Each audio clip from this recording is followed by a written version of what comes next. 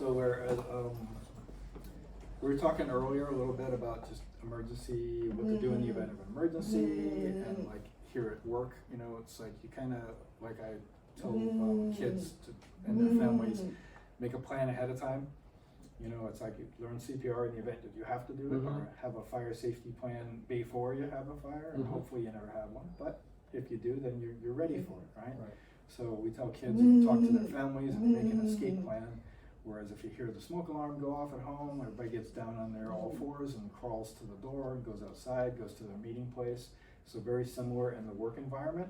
You know, you talk to all the staff and everybody, and you go, hey, if there's an emergency in the building, if somebody's yelling fire, or one of these sprinkler heads goes off, or you see something burning, you know what to do, right? You know, plan ahead of time that, hey, we're all gonna go out the door, and we're gonna go down to the meeting place that Katie talked about earlier. Yeah, the corner of the parking lot right here. Yeah, we just went over this the other day. Yeah. Oh, There's no secondary door to get out, yeah, but and none of the glass is tempered, Well, so. like I was explaining to Katie before he came in, because of the size of this building, the square footage, the use, which is basically office space, and the number of people you have here, you're only required to have one exit. The magic number is 50. When you get up close to like an occupant load of 50 people, then you, by law, you have to have a secondary exit. But you are under that. Because you think if there's something at the front that happens, but you know, it's stucco and brick, you're pretty safe. However, you got these things in the ceiling. You got a fully sprinkled building, right? So if something happened near the door, lo and behold, there's a sprinkler head right there. Yep, So and most one in likely, each office too. yeah, so if there's a fire in this area, most likely that's gonna activate, put the fire out. So presto, you're safe. You know? That's good to know. Step gingerly over the burning debris as you go out the door, the smoldering debris, now that the water's spraying all over it, and you'll get soaked by that greasy, oily, dirty water that's in those pipes. But hey, A bar of soap and a towel and you it's don't nasty. need that. We'll live. Especially in buildings, in commercial buildings like this, Yeah. they use iron or metal pipe, and it's all greasy because they oil it up to prevent corrosion. So the water in there, it's all a mixture of oil and water and gook, see. and it just, yeah, I mean, it puts a fire out great. Yeah. It makes a big mess.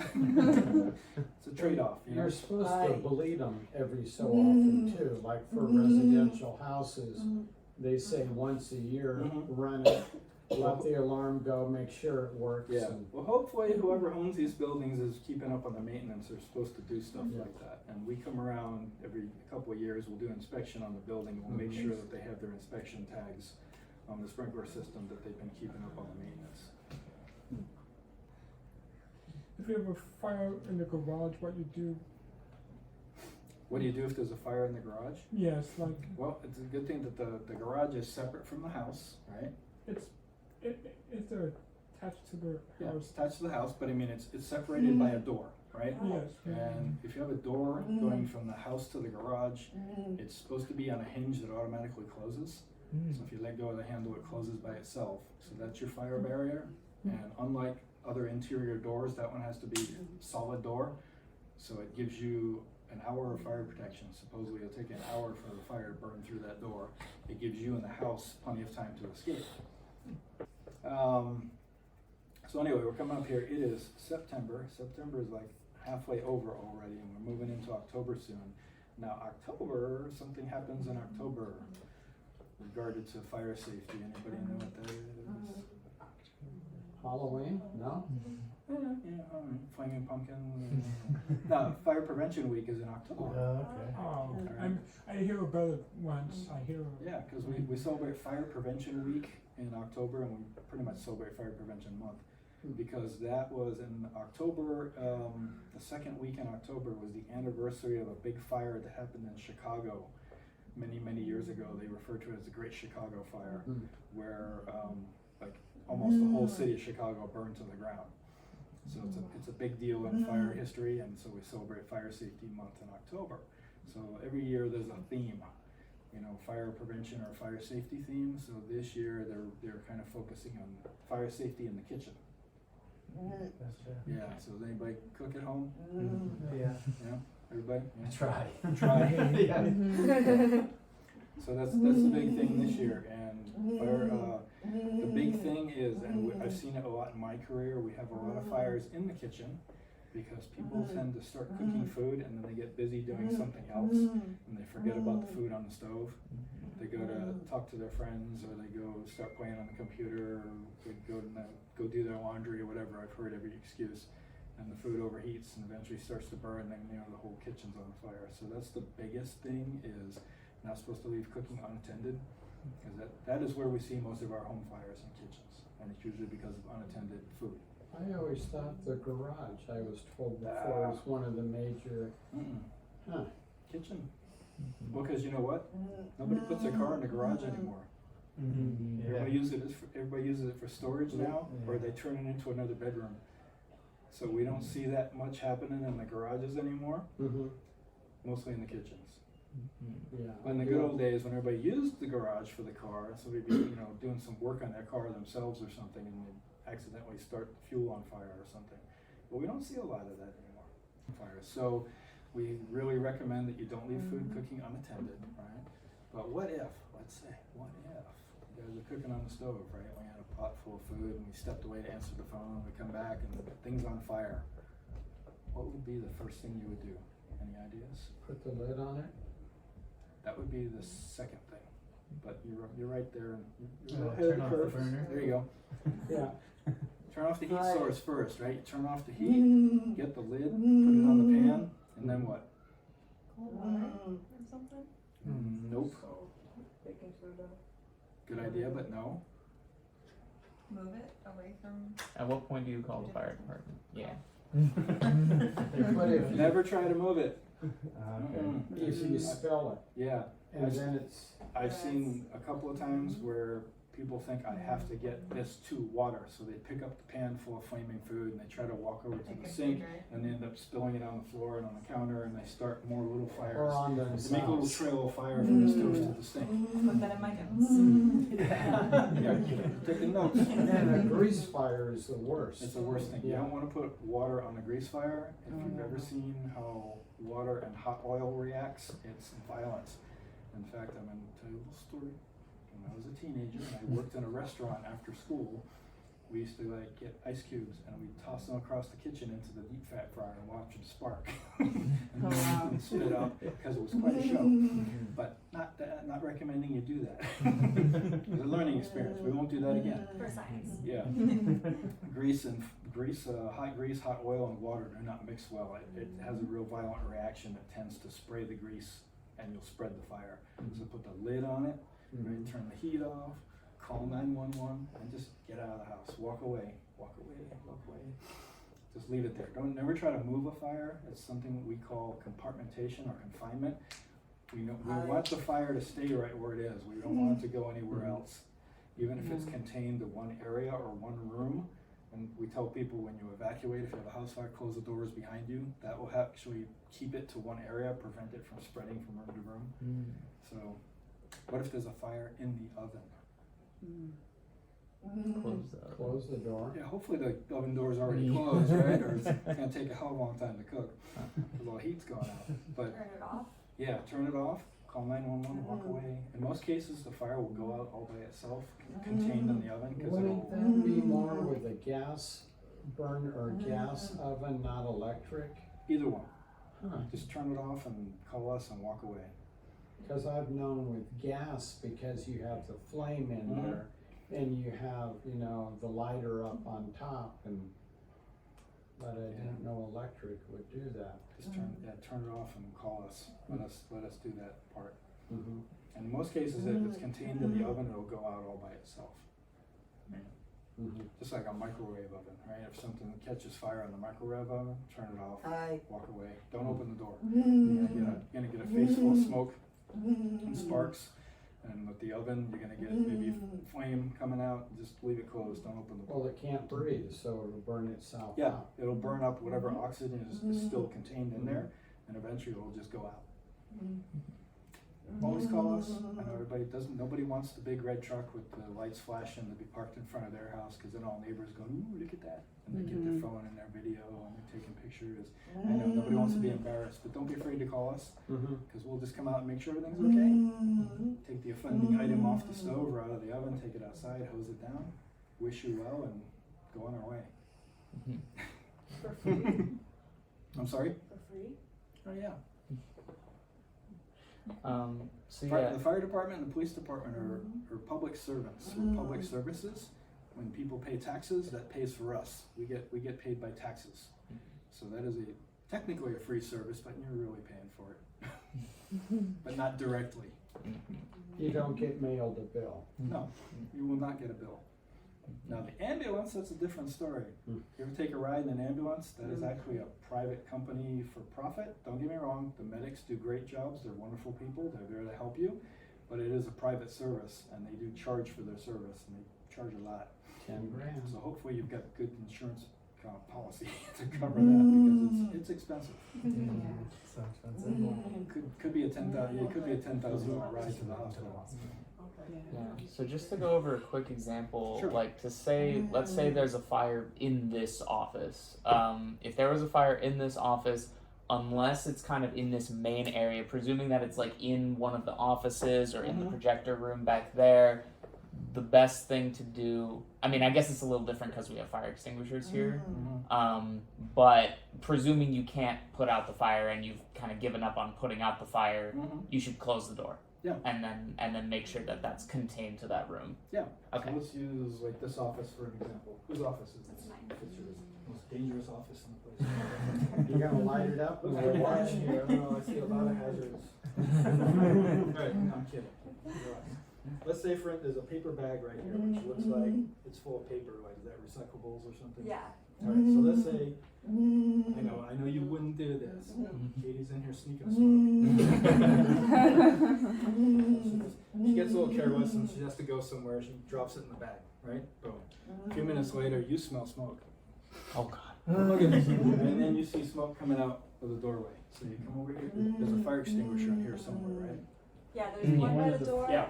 and one in the All right. back. So first, you grab the fire extinguisher, right?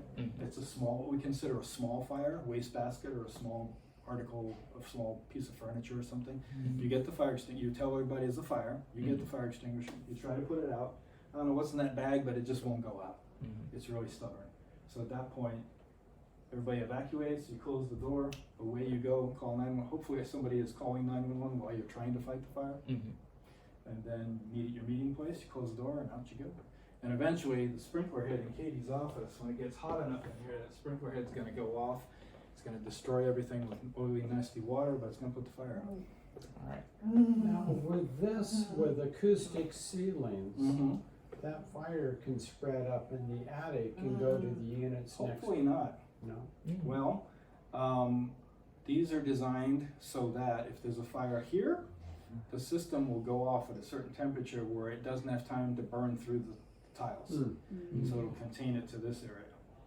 Now most commercial buildings with concealed spaces like this, above these tiles will be sprinkler heads also. Oh, so in if that it gets space. above, there's heads up there also which will activate. Or if a fire started up in the concealed space, if there was some faulty electrical wiring perhaps. Right. And so that would extinguish it that way. See, I'm residential, not commercial, so. So in a residence, you don't have sprinklers in concealed spaces. You just have them in obvious locations. In the case that there is a fire in, let's say this space, for example, but in general, just a commercial kind of concealed space like this, would it be prudent, like after running out the door, to run up and tell the people upstairs to also evacuate? That would be a great idea. Okay. Because if the fire's here and they're above the fire, it'd be a good idea to instead of just run screaming down the street and they're going, what's wrong with him? Be a good idea maybe to let them know. So it'd be a good idea for them to evacuate also having the fire below them, just as a matter of safety, matter of precaution. Of course. Yeah. To use the stairs, not the elevator, in case it spreads, right? Yeah. Now, when I'm looking at the size of this building, the type of the building, the sprinkler system is most likely connected to some type of like a general alarm system, where if the system went off, it's going to send a signal probably to the dispatch center. And if that alarm activates most likely if there's there's an elevator in the building, right? So most likely, in most buildings, if that system is activated, it automatically kills the elevator, so nobody can use it. Okay. It'll trip the circuit for the elevator, and the elevator will stop working, so nobody can use it. And yeah, you should use the stairs instead of the elevator. And there's normally a fire sprinkler head in the elevator shaft at the top Yes, also. there is. Yeah. But basic first aid. I mean, if you're bleeding, what's the best way to stop bleeding? Right. Wrap it up. Compression, or what's the? I'm gonna go Pressure. with this one. Direct pressure. Tourniquets are more for serious. Like if you said the blood is shooting out of your arm, yeah, then you probably want to put what they call a tourniquet. And it's like you make a tourniquet out of a rag or a belt and put it on there and above the wound, pull it tight until it stops bleeding. Or direct pressure for most bleeding. Take a thick bandage or fold up a handkerchief or a piece of cloth, blanket, a towel, something, put it directly on the wound and press, and then hold it up. So you're letting gravity work for you, so the blood will flow the other way. It won't be going this way, and hopefully this bleeding will stop. By all means, call for help. Has anybody here know first aid? Yeah, taking a class. Okay, so you got the basic first aid skills going on. You got a first aid kit in this building? Yeah, we do, and we also are building our own first aid kits. We have a bunch of boxes and we're gathering a couple more supplies. Is there anything that you find is like most important in first aid kits that is overlooked a lot? The thing I see used the most is bandages. People cut themselves. Right. So bandages are important. Cold packs, where somebody, twists their ankle, bumps their head, whatever. Cold Yeah. packs are always a good idea to have. That's what I see a lot of, the most common things. Yeah. How about one we haven't talked about would be car fires? What about it? Well, if you do have one, or people in a car fire, somebody hits you, your car catches on fire. Okay, so let's talk about that for a minute. All right, don't believe everything you see on TV. Every time there's a vehicle accident, the car does not explode. Okay, that's television. They don't always catch fire. It happens occasionally, but not every time. I hate that because television kind of makes it look like every time you bump into somebody, the car is going to blow up or catch fire. If it does, best bet is get everybody out of the car, get clear of it, call for help. Because all the stuff they make cars out of today, all the plastics, the synthetics, give off all kinds of toxic gases. You don't want to be breathing that stuff. Get upwind, away from it, so the wind is blowing smoke away from you. Call for help, get away from it. You might try to, if you have a small extinguisher in the trunk of the car, you might try to put it out, but I'm going to tell you it's probably going to be a losing battle. You're better off just calling 911 and let us come out and do the dirty work. And if anybody drives a hybrid or an electric car, those things are a nightmare with fires because The batteries? the batteries, we're finding that out because when you put the fire out, but if the battery's still warm, it's gonna heat up and it's gonna start to burn again. You basically have to dismantle it and disconnect it, and it's a little bit of a nightmare. We're still learning more about the electric vehicles that are kind of caught us by surprise. We had one in, not locally, but it was Santa Clara County, where it caught fire. Fire department came, it was an accident on the highway, electric vehicle caught fire. Fire department came, they put the fire out. When they were loading it on the tow truck, it started to burn again. They put the fire out again. They took it to the tow yard. When they unloaded the tow yard, it started to burn again. It kept heating up. The battery was shorting out from the damage, from the vehicle damage, and it would take time to heat up again and get hot enough to start to burn again. So they actually had to dismantle the whole thing, take it all apart, so it wouldn't keep burning. Technology, as it advances, we learn more about the problems with it. So. Yeah, it's definitely good to know. Now everybody's got smoke alarms in their house, right? Yeah. Do they work? I gotta look check. on her face. I gotta check. So once a month, you should just go around and push the test button and make sure they work. All right, and at least if they're the battery operated ones, at least once a year, change the batteries. If you buy smoke alarms today, they do not have changeable batteries in them. It's a sealed battery. It's good for 10 years. So you put it up, test it once a month, and after 10 years, you gotta buy a whole We have new a smoke smoke alarm. alarm in RV. Sometimes it Mm-hmm. Nice. Smart. Does anybody have carbon monoxide alarms in their home? Well, Yeah. the new smoke alarms are smoke carbon. Some are dual sensor, some are not. You know, be careful what you buy. There's a lot of stuff out there. And the carbon monoxide alarms, fire engines here, it became a law about 10 years ago that you had to have carbon monoxide alarm in your house also. Only if you have gas appliances though. If you have a completely electric house, you don't need them. we have a gas furnace. We have a gas Yeah. heat. So you should have carbon monoxide alarm in your house as well. Hi there. Captain Brad. Hello. How's it And going? firefighter Good. Wendy. And I'm sorry, I forgot your name. Damn. Dan, firefighter Dan. Thanks for coming. Yeah, absolutely. Did you bring the fire engine or did you guys walk here? We have the fire engine. Oh. Yeah. Do you think these folks could go take a tour of it? Absolutely. So we're just. I always forget how tight we pack these things are. So kind of just starting out at the front here is where we have our hose loads, all the hose lines that are going to get pulled for trying to extinguish fires. Moving our way back, here's our backpacks that have our breathing apparatus on them, which is basically a cylinder with compressed air. And then we have a mask similar to like a scuba mask that we utilize so we can breathe inside the smoky atmosphere and not be succumb to all the different toxins. Here's a lot of cribbing, which we utilize for vehicle accidents, keeping vehicles from further tipping over or rolling and getting away from us. We have absorbent for trying to absorb a lot of the fluid spills. Cones, helping for, diverting traffic or closing off of a lane of traffic. We've got more hose lines for either providing water into the engine or supplying water out. Here's a red bag that keeps all of my wildland equipment for when there's fires out in the brush and trees. We have to put on a whole different set of equipment versus a fire inside of a house or a commercial building.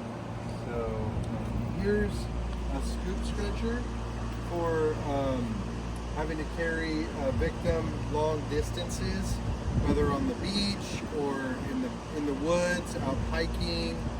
Nicene marks is a common place in which we would have to utilize it, or falls down steep embankments where we have to kind of secure them to a backboard and then have to extricate them up a large or long ways. We'll put them in that and then set up either a rope system or have our ladder truck that comes in, and they can come and do kind of like a crane hoist type situation utilizing that Stokes basket. Again, with the wildland fires, we have backpacks that have hose in them, so we'll be able to transport the water great distances away from the fire engine.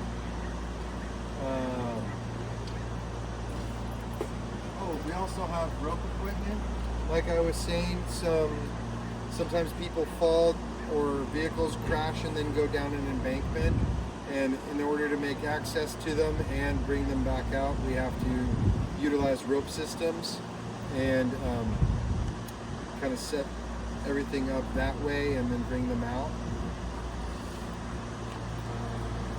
When we go on structure fires, fires that are in houses, fires that are in commercial buildings, we have the potential for our own to get injured or hurt, and we carry a bag that crews will bring in an extra breathing apparatus and equipment in order to pull them out.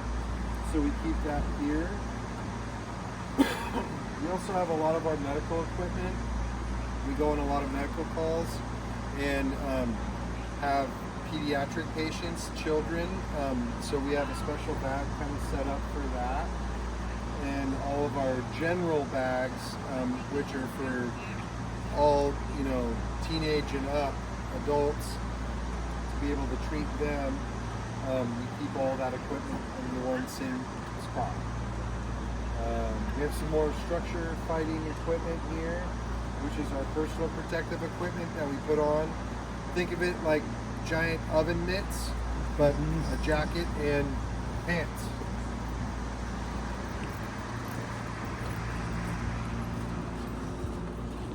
As we make around to the back here, you see more hose lines that are able to be utilized. Larger hoses for bigger fire, and also supplying other engines, either us getting supplied, or supplying them. Okay.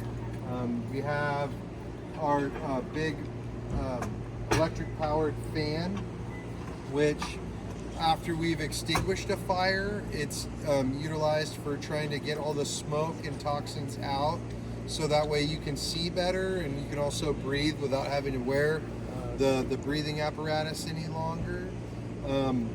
Other times is, somebody leaves a pot of food on the stove and the house didn't catch fire, but the whole house is filled with smoke. It's good for that too.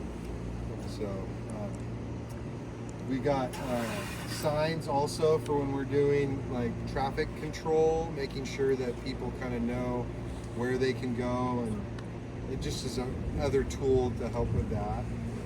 We have lots of ladders. We have a 35-foot ladder up there. We have a 14-foot ladder. We have a 24-foot ladder. And then we have another ladder that is utilized for going into like attic spaces that folds up, and it's either 6 feet or 8 feet. So we have 2 different lengths. Okay. What else? Let's go ahead and continue around the other side. So something that you may have heard of from the movies or the news is something called the Jaws of Life, which is kind of what we basically have here, which is a combination tool. It's a hydraulically powered, or actually this one's electronically powered, but it has spreading capability of cars, doors, heavy metals, things that with hand tools and our own strength you could never do, these things are able to do with ease. We also have a spreading ram, which can go almost up to 4 feet in length. All of these are usually utilized in vehicle accidents and trying to get people out. We have some more hand tools that we utilize either on structure fires or for wildland fires. We have equipment for trying to gain access into doors that are locked, whether it be car doors or business doors. A lot of times there's alarms sounding, or there's been a fire or a sprinkler head activation, but we don't want to necessarily just go breaking a bunch of windows and doors and making it so that you can't secure the building any longer. So we have a kit that basically allows us to kind of break in without causing too much damage. We have chainsaws, we have circular saws, kind of just depending upon the material that you're having to deal with. The chainsaws we will utilize in structure fires for trying to ventilate by cutting at the highest possible area, usually on the roof. And then we also have our circular saws for any sort of metal materials that we need to cut through, and usually in the means of gaining access to a building or through fences or locks. And then we have basically the pump panel, which is what you will utilize for whenever this engine is having to deliver water through the hose lines, either to another engine or to the truck or to a hose line actually extinguishing the fire. And we have a whole credentialing process within our department in order to enable everybody the skill set to use all the different levers and dials and everything that's on there. And we also have a rescue surfboard because our department has rescue swimmers, so we keep the rescue surfboard up top. And that's kind of a broad overview of what we carry.